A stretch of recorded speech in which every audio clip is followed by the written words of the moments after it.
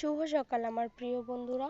জলপাইগুড়ি জেলার ছোট্ট এবং সুন্দর একটি গ্রাম থেকে আমি মাধবী আমার নতুন আরও একটি ব্লগে তোমাদের সবাইকে স্বাগত জানিয়ে শুরু করছি আজকের আমার এই ব্লগটি।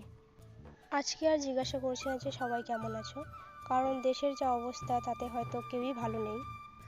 আমাদের দেশ স্বাধীন হবার ৭৮ বছর হয়ে গেল, কিন্তু ঠিকঠাক মতো আমরা কি স্বাধীন হতে পেরেছি একবার বলো? আমরা মেয়েরা বা বউয়েরা কিভাবে নিজেকে সেফ মনে করবো একবার বলতে পারো? এখন রাস্তাঘাটে একা চলতে গেলেই ভয় লাগে। তো আশা করছি সবাই শুনেছো বা দেখেছো ভিডিওতে যে ফেসবুক খুললে বা ইনস্টাগ্রাম, ইউটিউব সব কিছুতেই এই ভিডিওটা নিয়েই কিন্তু তোলপাড় উঠেছে। সত্যি বলছি বন্ধুরা, এইসব নোংরা মানসিকতার মানুষগুলো বা এই বিকৃত মানসিকতার মানুষগুলো কিন্তু এই সমাজে এখনও বসবাস করছে। আমাদের আশেপাশেই কিন্তু ঘুরে বেড়ায় এই নোংরা মানসিকতার মানুষগুলো। সত্যি কি বলবো, আর বলার মতো ভাষা খুঁজে পাচ্ছি না। আর এতটাই খারাপ লাগছিল দিদিভাইটির জন্য। তো আমরা কিন্তু দোষীদের কঠিন থেকে কঠিনতম শাস্তি চাই। এরকম কাজ করার আগে এরপরে আর কোনো মানুষ যেন ১০০০ বার ভাবে যে তার শাস্তিটা এরকম হতে পারে। তো যে জায়গায় এই ঘটনাটা ঘটেছে, মানে কলকাতায় যে এই ঘটনাটা ঘটেছে, তো ধন্যবাদ জানাই সেই কলকাতাবাসীকে। আর দিনে মিছিল করছে, রাত দখল করে তারা মিছিল করছে। আমাদের এদিকেও মিছিল হয়েছিল, আমিও গেছিলাম সেই মিছিলে। ২৩ তারিখে হয়েছিল শুক্রবার দিন, আমিও কিন্তু গেছিলাম সেই মিছিলে। তারা কিন্তু এই ঘটনার একটা সঠিক বিচার চাইছে। তো প্রত্যেক ভারতবাসী আছে যারা এই ঘটনার সঠিক বিচার চাইছে। কিছু কিছু লোক আছে যারা এই ঘটনাটাকে একটা বিচ্ছিন্ন ঘটনার নামে নাম দিয়েছে। এটা নাকি একটা বিচ্ছিন্ন ঘটনা, এটা একটা সাধারণ ঘটনা। এরকম ঘটনা সাধারণত প্রায় হয়েই থাকে। তো আমি এখানে একটাই কথা বলতে চাই যে এমন কেমন বিচার করে তারা যে এরকম ঘটনা সাধারণত প্রায় হয়েই থাকে। ১০ বার বিচার করার চেয়ে একবার ভালোভাবে বিচার করলেই তো এরকম ঘটনা আর ঘটে না। এই সমাজে অনেক মেয়ে আছে যাদের ধর্ষণে অকালে প্রাণ দিতে হয়েছে, তারা কিন্তু কখনোই সঠিক বিচার পায়নি। কিন্তু এই যে আরজি করের ঘটনাটা যে আছে, এটার যদি সঠিক একটা বিচার করা না হয় তো ভবিষ্যৎ হয়তো আরও কিছু খারাপ হতে পারে। যেহেতু আমিও একটি মেয়ে সন্তানের মা, তো ভবিষ্যতে তাকে বড় করলে, লেখাপড়া করালে, মানুষের মতো মানুষ করার ইচ্ছা থাকলে তাকে হয়তো বাইরে কোথাও পাঠাতে হবে। তো তার জন্য হয়তো আমাকে ১০ বার ভাবতে হবে আগে যে আমার মেয়ের সাথে যদি এরকমটা হয়।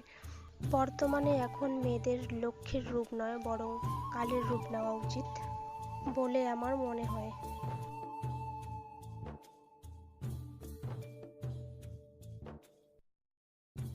আচ্ছা, একটা মানুষের জীবনের মূল্য কিভাবে ১০ লক্ষ টাকা হতে পারে তোমরা কি কেউ বলতে পারো?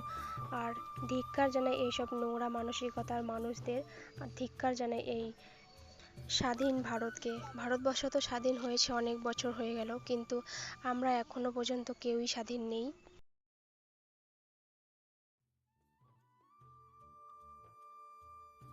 আমরা আমাদের মেয়েদেরকে তো কোনটা গুড টাচ কোনটা ব্যাড টাচ এসব সব কিছুই শেখাই, কিন্তু একটা ছেলেকে কেন ভালো শিক্ষা দিতে পারি না?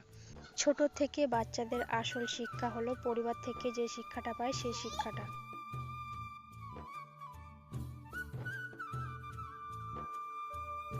ছেলেদের দিক থেকে বলছি, নিজেদের বোনেদের কেউ যদি খারাপ কথা বলে বা কিছু বলে তখন তো খুব গায়ে লাগে।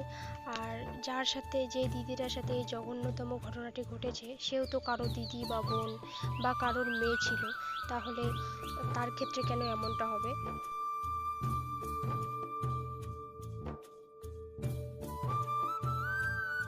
ডক্টর, যাকে আমরা ভগবান রূপে মানি, যে মানুষটা আরেকটা মানুষের প্রাণ বাঁচায়, তার মৃত্যুটা এভাবেই আমরা সবাই ঠিক মেনে নিতে পারছি না। আমার মতে কি মনে হয় জানো তো, দোষীদের না পাবলিকের হাতে তুলে দেওয়া উচিত। পাবলিকের হাতে পড়লে তারপর আর এক একটা দোষীদের নাম জানা যাবে যে কে কে এই ঘটনায় যুক্ত ছিল। তো যাই হোক বন্ধুরা, অনেক কিছুই বললাম, আর কিছু বলার মতো ভাষা খুঁজে পাচ্ছি না।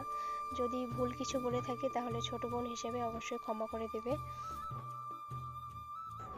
২ দিন চিৎকার হবে, ৪ দিন মিছিল, কলরব হবে, আর তারপর আমরা সবাই নিজের নিজের কাজে ব্যস্ত হয়ে যাব।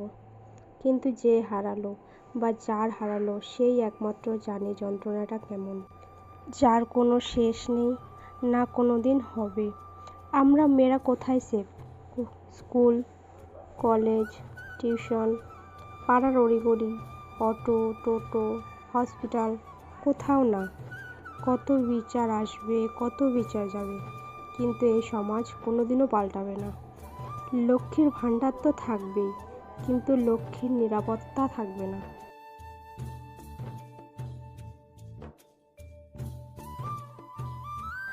রাতে একটা মেয়ে একা, কতটা রেসপন্সিবল, তাই না?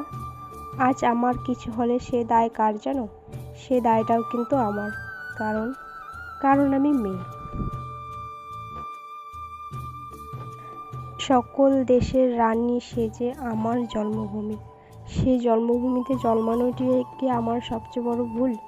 সেই জন্মভূমিতেই আমি সেফ নই।